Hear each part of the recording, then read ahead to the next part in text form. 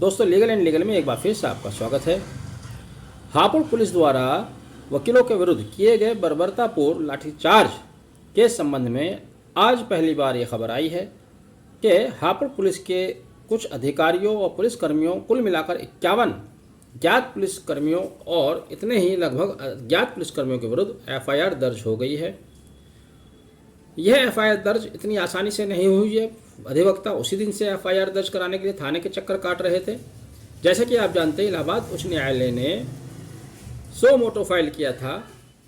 उसमें उन्होंने हापुड़ एसपी को निर्देश दिया था कि यदि अधिवक्ता अपनी एफआईआर लेकर आते हैं, शिकायत लेकर आते हैं, तो उनकी एफआईआर दर्ज की जाए और नियमानुसार उसका इन्वेस्टिगेशन किया जाए।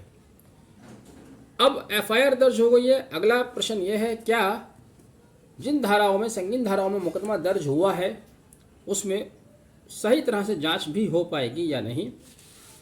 आज जो एफआईआर दर्ज हुई है 641/2023 उसी थाने में दर्ज की गई है, हापुड़ नगर में, जहां पर पुलिस वालों ने उल्टा वकीलों के खिलाफ एफआईआर दर्ज की थी। जिन धाराओं में एफआईआर दर्ज की गई है वह हैं 147, 323, 504, 506, 308, 354, 392 आईपीसी।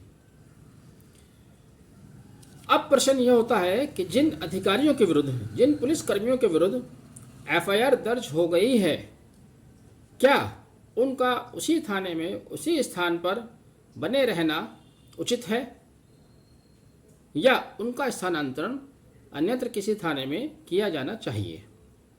अब तक वकीलों की ओर से यही भी मांग की जा रही थी कि दोषी पुलिसकर्मियों और अधिकारियों का स्थानांतरण किया जाए, उनके विरुद्ध मुकदमे दर्ज किए जाए। मुकदमे तो दर्ज हो गए, लेकिन स्थानांतरण नहीं किया गया। स्थानांतरण करने का कार्य आला अधिकारी को करना चाहिए था, शासन स्तर से होना चाहिए था।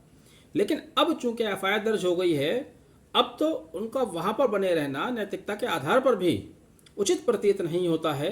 तो ऐसी दशा में जब तक जांच पूरी होती है, कम से कम तब तक तो इन सभी पुलिस कर्मचारियों और अधिकारियों का वहां से स्थानांतरण किया जाए या उनके विरुद्ध कोई और कार्यवाही की जाए।